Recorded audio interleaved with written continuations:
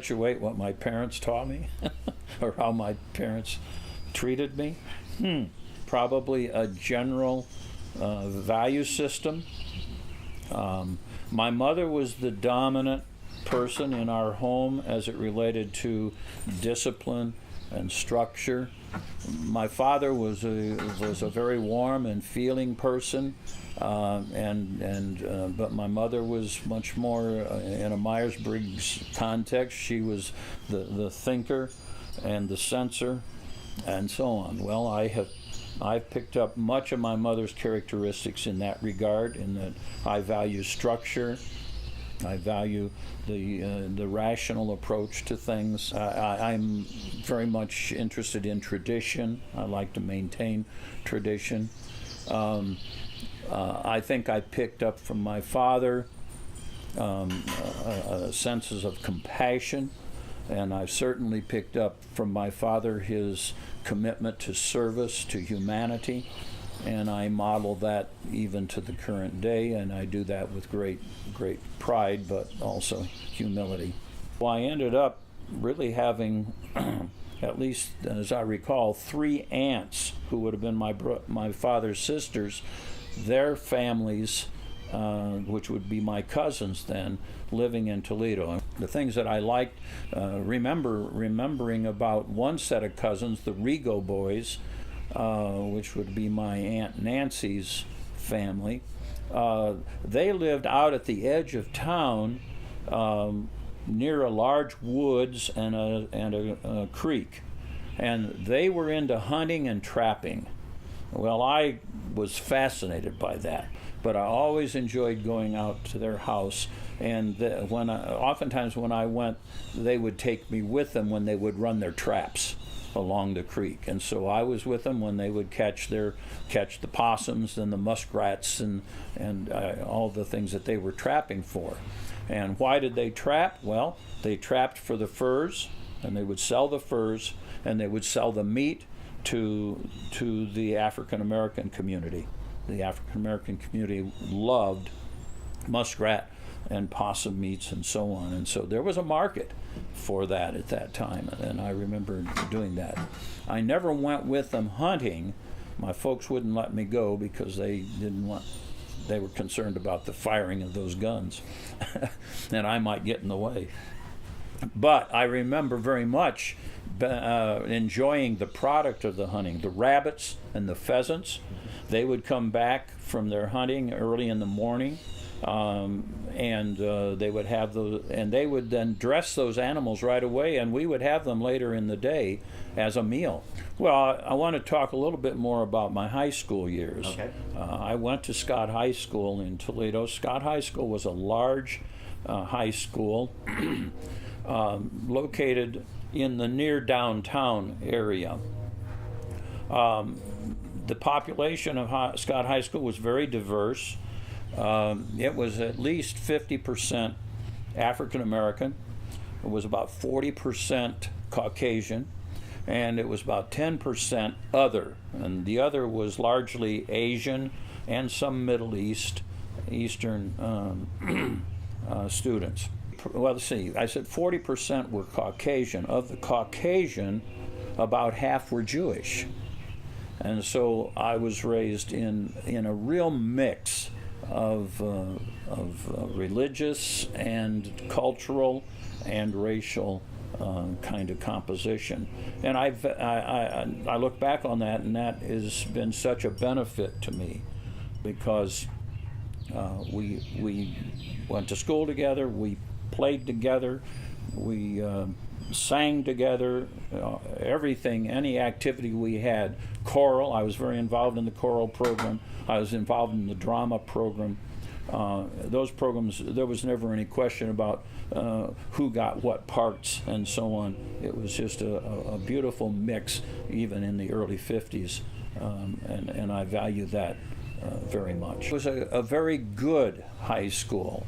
As I look back upon those high school years and upon my graduating class, and as I look at the biographies of my classmates and so on, we were a very, very successful group of students. And and Scott High School put out an excellent product. In addition to being the football manager, my senior year, I was also the public address announcer for football games. Other club activities, though, I was involved in drama. There was a active Bible club at our school that was a part of the Youth for Christ program in the region. But it was a very active club program at the school, and then involved in regional things with Youth for Christ and so on. I have very positive memories of those experiences. Where did I go and what did I do in college? My first college experience was at Anderson College in 1954-55. I came to Anderson College because I wanted to. My mother was not particularly pleased with that choice because Anderson College was perceived as being very liberal, and she was concerned about that. But because I wanted to, and my pastor was very encouraging of it, it happened. Into the second year, which would have been the summer of '55, I was fully expecting to stay on. I got work here so that I could stay on and stay at Anderson College the next year. But by mid-August, my parents had indicated that they wanted me to come home. There was no way that they could continue to help support me here, and I could go home and go to the University of Toledo for $8 a credit hour. And so the decision was made that I should come home, and I did. So I enrolled in the University of Toledo then for the fall of 1955, and I continued there for 4 years. I pursued my bachelor's degree in music education in the vocal choral emphasis. I also had a minor in social studies. I did this through teacher education and received then licenses to teach choral vocal music K through 12 and social studies 7 through 12 upon graduation in 1959.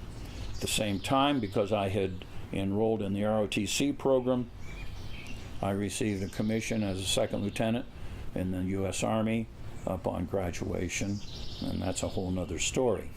But to say, why did I go into ROTC? We were in war situations, and the draft was very much on all of us at this age. As long as I was in school, I was draft deferred.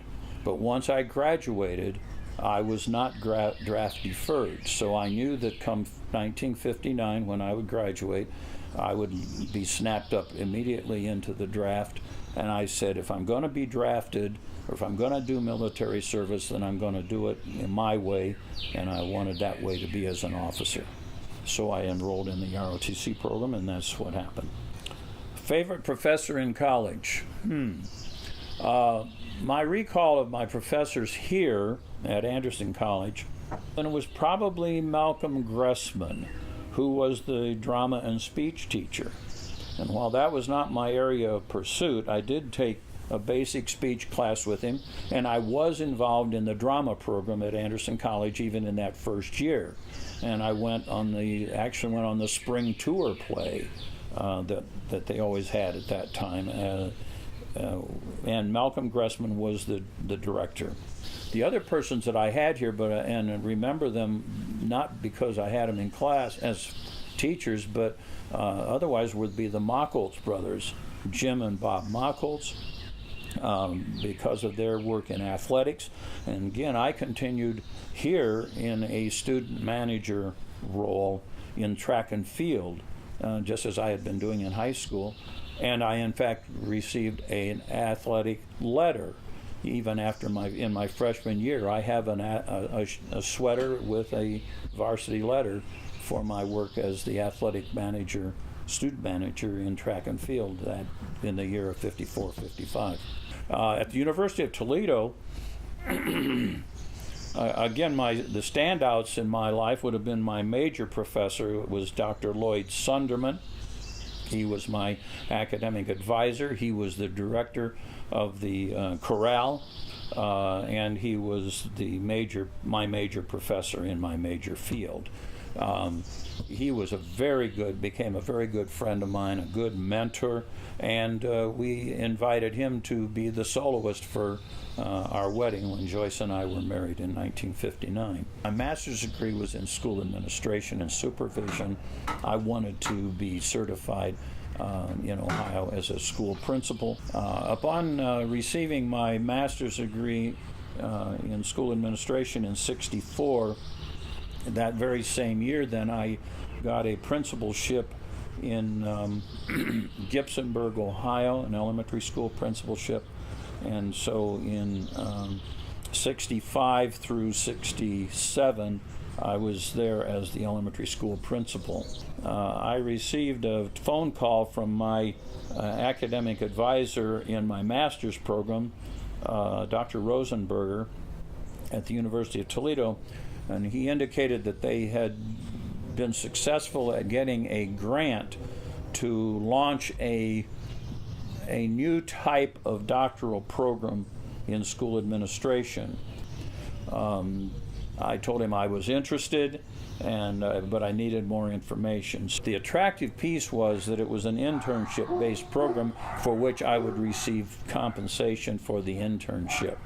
And I also would receive all fees and tuition waived. By not having fees and tuition, and by having the income from the internship, and then Joyce also being employed because she was a cosmetologist, we were able then to move back to Toledo, and I was able to pursue my doctorate on a full-time basis. In the junior year of ROTC, you do your basic training, and that was at Fort Bragg, North Carolina. That was an 8-week summer training, basic training. Then once you get your commission, which I did in June of '59, your next step is basic officer school, which is at Fort Benning, Georgia. So in May of 1960, I went to Fort Benning, Georgia for what was a 12-week basic officer school. Following my assignment at Fort Benning, I was then assigned to the basic infantry school at Fort Knox, Kentucky, as an instructor. I never had a deployment, as one might say. What I wanted to be was Army aviation. I wanted to fly helicopter. And that was the path that I was wanting to pursue after my basic officer school. But to do that, you have to go through jump school. So being a paratrooper was necessary. You had to have jump school, had to be a certified jumper in order to then go on to aviation school. So it was a way to the aviation school. It wasn't that I had a deep desire to jump out of planes. Just as a little side on that, it was the last years of Dwight Eisenhower's presidency, and Congress was very upset about us being into all these military things, and so they decided the way to stop it is just to cut the military budget. And Congress cut the military budget. They slashed it deeply, to the point that all of us that had gotten our commissions through ROTC and the military academies, all of us were cut to 6 months, except for the military academy guys. And they were kept on for their normal 2-year initial assignments. But all of us ROTC guys from all across the country in '59 and '60 were reduced to 6 months of active duty, and then 8 years of reserve requirement. My 8 years of active reserve then, following my active duty, was spent with the Ohio National Guard. And that was a very interesting time. I really enjoyed it. Over the course of that time, I was the platoon leader of a communications platoon in a battalion headquarters. While I was a second lieutenant and then promoted to first lieutenant. Then I was promoted to captain, and I was assigned as a company commander of a rifle company that was based in Bowling Green, Ohio. And then when I finally ended my service with the Ohio Guard, when we moved to Indiana in 1969, I was back on the battalion staff as a staff officer in communications. During that time with the Ohio Guard, we had some interesting experiences. I think it was in what was it? It was sometime, I think maybe in 1967, 68. There was a riot and a fire at the Ohio State Penitentiary in Columbus, Ohio. We were actually airlifted right down inside the penitentiary, my unit. On 2 occasions, we were deployed to provide security and for natural disasters. The Palm Sunday tornado that came through Indiana here, but that went on up and took out a large piece of North Toledo, was a time when my unit was deployed to provide perimeter security of that area. And we were deployed into that area for a week. And on another occasion, we were deployed over in northeast Ohio near Cleveland, where a reservoir wall had breached, and that reservoir emptied down through a valley, wiping out several small communities. And again, we were deployed to provide safety and security while the local officials could do what they needed to do to restore.